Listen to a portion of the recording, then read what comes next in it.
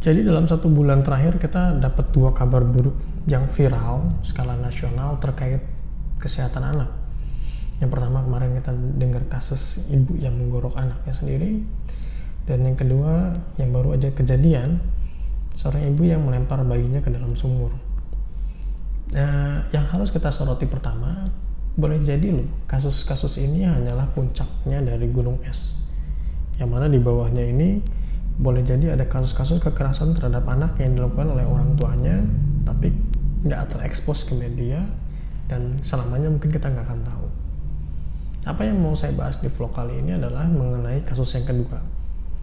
Dari berita yang beredar, ibu ini melakukan pelemparan bayinya ke dalam sumur karena ibunya marah tidak bisa memberikan ASI kepada bayinya tapi memberikan susu formula. Dan dia marah, diejek-ejek seperti itu, akhirnya bayinya dilemparkan ke dalam sumur dan akhirnya meninggal dunia. Permasalahan ASI eksklusif itu sebetulnya semua sudah sepakat, nggak ada masalah lagi tentang ASI eksklusif, semua sudah setuju. Dokter anak setuju, bidan setuju, ahli gizi setuju untuk ASI eksklusif. Tapi keadaan di lapangan itu harus dipahami juga bahwa nggak selalu ideal, bahwa ada keadaan medis tertentu di mana mungkin ibunya sakit, bayinya sakit, atau jangan keduanya sakit sehingga tidak memungkinkan lagi pemberian ASI eksklusif. Karena dokter juga harus menimbang apakah ASI eksklusif ini bisa menunjang pertumbuhan dan perkembangan si anak apa enggak. Kalau emang nggak cukup, kita apa memaksain ASI eksklusif tapi anaknya kurang gizi, kan enggak juga. Artinya pada keadaan tertentu memang akan diperlukan susu tambahan, dan susu tambahan itu halnya ada 2. Yang pertama ASI donor, dan yang kedua susu formula. Bahwa ASI donor ini pemberiannya memang nggak semudah yang orang awam kira ya. ASI donor itu harus memenuhi syarat-syarat tertentu. Syarat pada pendonornya misalnya usia bayi yang ibunya mendonorkan ini nggak boleh lebih dari 2 bulan dari bayi yang menerima donor ASI-nya. Jenis kelaminnya harus sama dan ibunya pun ada dalam keadaan sehat. Sehatnya ini nggak cuma sehat, oh detensi bagus, nggak demam, nggak. Tapi ada pemeriksaan-pemeriksaan lain yang harus diperhatikan. Karena boleh jadi ada penyakit-penyakit tertentu yang diidap oleh ibu bisa dibawa, ditularkan melalui ASI. Jadi memang pemberian ASI donor walaupun kita menyarankan tapi tidak selalu mudah. Jadi kadang-kadang memang terpaksa harus diberikan ASI susu formula pada si bayi tadi.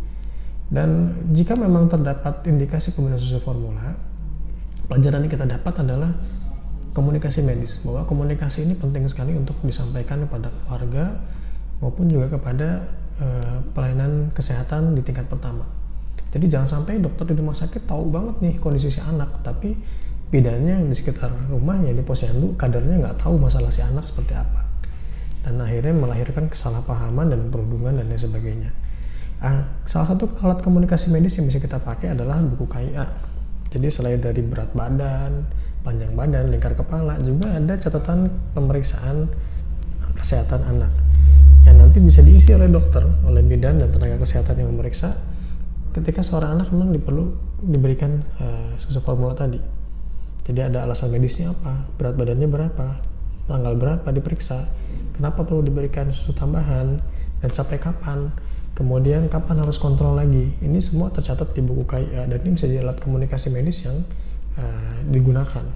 Ibunya harus kita ajari juga bahwa Bu, ketika periksa kemanapun ini harus dibawa dan dijelaskan bahwa emang seperti itu. Catatan dokter berikan, ibu jelaskan sama bidan harus seperti ini dan kapan harus kontrol. Dengan cara seperti ini, mudah-mudahan kita bisa mengikis gap pengetahuan yang ada di sekeliling kita, dan mudah-mudahan kasus seperti kemarin ini tidak akan pernah terulang lagi di Indonesia.